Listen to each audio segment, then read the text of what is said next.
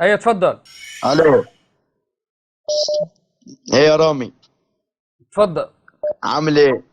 الحمد لله. انت اللي اتفضل. سني ام شيعي؟ الحمد لله شيعي. منين؟ من لبنان. مرحبا بك واهلا وسهلا واتشرف باتصالك. هلا. مشكلتك ايه؟ انا اتشرف باتصالك. طيب اتفضل، حسألك سؤال وتفضل يا ريت تجاوبنا عليه. اتفضل اتفضل يا عباس. ما حكم الذي يأذي رسول الله؟ ما حكمه في سورة الأحزاب؟ حكمه. اقول لك الشبهه كلها اللي انت عايز تجيبها، ان عمر قال ان عائشه اذت النبي صلى الله عليه وسلم، فانت عايز تعرف ان حكمه ايه، صح؟ أيوة. ايوه. طب ممكن تتكلم حلو شويه؟ انت نايم على العمود كده ليه يا عباس؟ صورتك نايم على العمود وحاط ايدك في جيبك. كنت تعبان ولا ايه؟ انت عايز ايه من السؤال؟ لا. انت جاوب على السؤال ما بس. انا هجاوب على السؤال والله، بس الوقفه دي عيب يعني، بس مش مهم عادي. إيه خليني بس اطلع ايه قرانيه عايز اطلعها للناس، ولا مش مهم الايه دي؟ انت ممكن تقرا لي الروايه اللي انت جايبها الاول؟ لا انت يلا اقراها من عندك انت. اقراها من عندك، مش انت كنت قلت لنا انك عارفها ومش عارف ايش؟ يلا اقراها. الله، مين ده يا عباس؟ هو ده العمود اللي انت ساند عليه؟ ده صديقك. حياكم الله، اهلا وسهلا بكم يا عباس، وانا اتشرف باتصالكم. اول حاجه يا عباس، الروايه اللي انت جايبها بتقول ان عمر بن الخطاب رضي الله عنه ذهب يكلم عائشه لعنة الله عليك.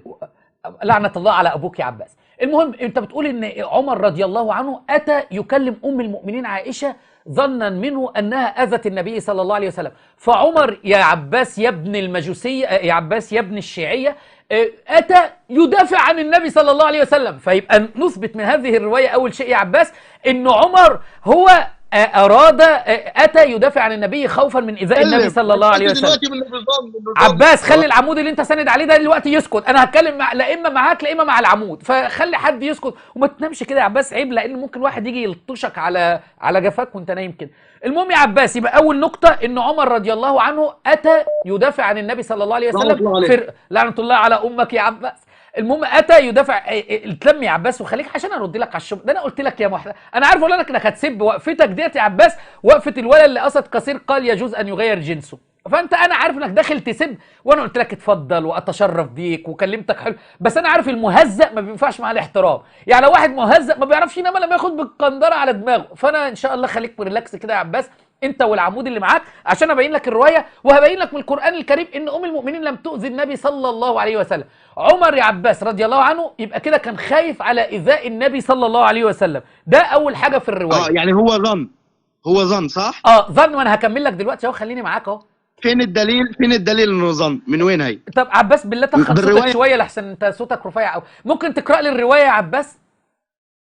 يا عم اقراها من عند، مش انت عندك صحيح البخاري؟ اقراها من عندك. ما عنديش صحيح البخاري الان اقراها، مش انت المفروض لما تبقى جايب شبهه جه اتى يقول لام المؤمنين عائشه لماذا اذيت النبي صلى الله عليه وسلم، صح؟ طيب ممكن طيب. سؤال يا عباس بالراحه، ما الشيء الذي اذت به ام المؤمنين عائشه النبي صلى الله عليه وسلم؟ تفضل. انا بسالك. بقى هتقعد تبقى لي يا عباس؟ لا، ما بقى هنا، لا جاوب على طول. ايه الشيء؟ مش انت جاي تقول لي عائشه في دين امك ملعونه علشان اذت النبي صلى الله عليه وسلم؟ قول لي بقى اذت النبي بايه يا عباس؟ تفضل. يا حبيبي. انا مش حبيبك يا عباس، انت عدوي، اشهد لا انك عدوي، لانك عدوي لزوجات النبي صلى الله عليه وسلم ولاصحاب النبي صلى الله عليه، ورب الكعبه انتم لستم من امه محمد فعلا. اتفضل يا عباس، قول لي بقى، انت جايب روايه ان عائشه اذت النبي، قول لي عملت ايه عائشه؟ اتفضل. عملت ايه عائشه رضي الله يا عنها؟ حبيبي الروايه مكتوب كده، مش مكتوب هي اذت بايه، مكتوب ايوه جميل، يبقى ما اذتهوش، يبقى اما النبي صلى الله عليه وسلم غضب او زعل النبي من زوجته صلى الله عليه وسلم، هل هذا يدل على ان يبقى عائشه ملعونه؟ ما حدش قال ملعونه، انا بس. طيب ما يبقى عائشه اغضبت النبي. طيب هل كل من يؤذي النبي صلى الله عليه وسلم او فاطمه، لان فاطمه نفس النبي صلى الله عليه وسلم، بيكون ملعون؟ فاطمه عليها السلام طيب تاج على راسك وعلى راس كل واحد من شكلك. طبعا فاطمه تاج على راسي، اسال الله ان اكيد. اي والله اكيد، بس مش انت اللي هتفهمني مكانه فاطمه رضي الله عنها، عشان انت برضه في دين امك في الكتب وقعت، كل ما اقول دين امك كتب، في كتاب بحار الانوار لمحمد بكر المجلسي بيقول لك ان فاطمه كانت بتقعد مع الرجاله لوحديها عياذا بالله وتدخل، انتم من طعنتم في فاطمه، فاطمه وعندك الروايه الاخرى عياذا بالله كانت ثدييها طويلتين فكانت ترضع لما تحب ترضع الحسين تلقي بثدييها خلف ظهرها حتى ترضع الحسين. شفتوا الزنادقه؟ وبعدين كان سلمان يخش عليها وعلي يقول له روح لزوجتي مشتاقه ليك، وتخش على سلمان وتقول له ليه جفوتني، يقول لها يا حبيبتي، وقاعدين مع بعض ولابسه شيء لو غطت راسها ينكشف رجليها ولو غطت رجليها ينكشف راسها، وجالسه هي وسلمان. فمش انت اللي هتيجي تقول لي فاطمه فاطمه تاج راسي لكن انتم نواصب. وعندك بتحضر في المجالس الحسينيه بتقعد مع المعممين جنبهم على المنبر. خلينا نرجع بقى لموضوعنا، موضوع ام المؤمنين عائشه. ام المؤمنين عائشه ما عرفتش تجيب اذاعه. طب حكم صلى مالك يا عباس؟ الحركات دي تعملها انت والعمود وانتوا قاعدين لوحديكم بقى ماشي، بس خلي صوتك تخين شويه، ما تعملهاش بالصوت دوت لحسن يتشك فيك. خلينا نرجع تاني يا عباس ونرجع. قلت لك ايه هو الشيء اللي اذت به ام المؤمنين عائشه رضي الله عنها النبي صلى الله عليه وسلم؟ ما عرفتش تجيب. خلينا نرجع انا وانت، هل كل ايذاء لفاطمه او للنبي صلى الله عليه واله وسلم يكون صاحبه ملعون؟ يا حبيبي انت من وين بتجيب العبارات دي؟ اول شغله سالتك سؤال، رحت على فاطمه ليه؟ طيب خلاص، لا فاطمه يا لك انتوا مالكم يا ابني؟ انتوا والله العظيم انتوا عايزين كشف عليكم فعلا. انا خايف ضابط تحقيقات ده منه لله بوظكم خالص. خلينا نرجع تاني انا وانت، هل كل من يؤذي النبي صلى الله عليه واله وسلم هل هو ملعون؟ اخرس دقيقه بس. كل من يؤذي النبي ملعون. طب اخرس دقيقه بس. ما تقولش اخرس. انت بتقول انه ظن، انت بتقول انه ظن، جيب لي الروايه اللي مكتوبه. ما هو بقول لك هي ايه اذيته بايه؟ ظن عمر ذلك لانه لم ياتي بدليل. حكم من يؤذي. طيب حكم من يؤذي النبي ايه يا عباس؟ دخلت على عائشه. عباس اديني العمود، اديني اللطخ اللي جنبك. حكم من يؤذي النبي صلى الله عليه وسلم ايه يا عباس؟ لا اما تجاوب لا اما تديني اللطخ اللي جنبك يا عباس، وبدون سب انتوا الاثنين خليكم محترمين. حكم من يؤذي النبي صلى الله عليه وسلم ايه؟ حكم من يؤذي النبي ايش؟ اتفضل. حكمه نار جهنم. نار جهنم.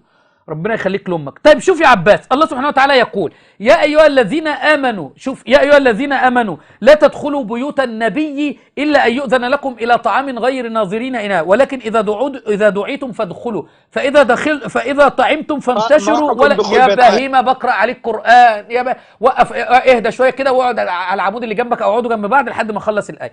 ولكن اذا دعيتم فانتشروا، نساني الآية، فإذا طعمتم فانتشروا ولا مستأنسين لحديث إن ذلكم كان يؤذي النبي فيستحي منكم. تمام. هل هؤلاء ملعونين؟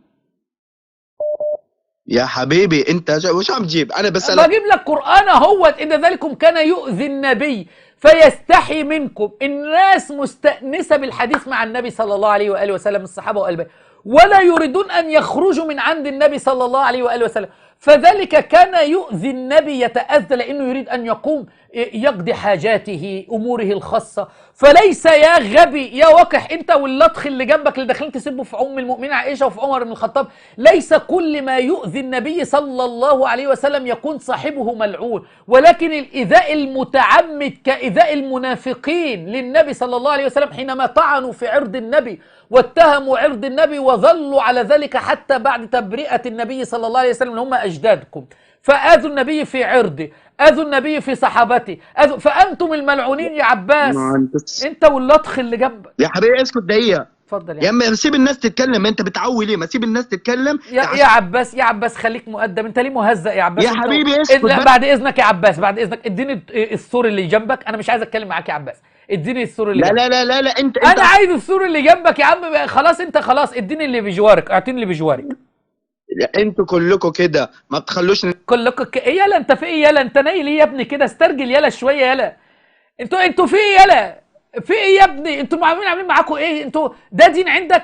يا حبيبي داعسين عليكم. اسمع انت ما تخليش داعسين علينا في ايه بس يا عباس؟ انتوا واخدين على قفاكم اهوت. حسن زمره خرب لكم لبنان اهوت، حتى شوف الليره اللبنانيه حصلت فيها يا عباس، اعلنت افلاسها بسبب هؤلاء الزنادقه المجرمين. اسال الله ان يفرج الكرب عن اخواننا في لبنان يا رب. فانتوا حسن صواويخ برضو كان بيقول كده، كان بيقول داعسين على اسرائيل، ولا شفنا دعس ولا اي شيء يا عباس. عموما شكرا لك يا عباس، انا احترمتك، بس انا كان نفسي شفت اعوذ بالله، شفتوا السب والقذاره، اعوذ بالله، تربيه حسن زميره عايزه يطلع ايه؟ برضه كان حسن زميره كده لو صواويخ هيفاء. روح يا عباس. عموما يا عباس انا مش هرد عليك الاساءه، كان نفسي اتكلم مع اللطخ اللي جنبك بس شكله برضه زيك هيكون سبق. هؤلاء ايها الاكارم، هؤلاء هم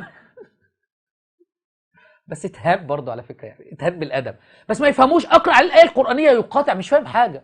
والله ما بيفهموش شيء يا عيني، ما بيفهموش شيء خالص الا الطعن في عرض النبي صلى الله عليه وسلم، بس بيجوا هنا يدعسوا مظبوط وياخدوا الطريحه صح. كان معكم عباس والعمود من لبنان.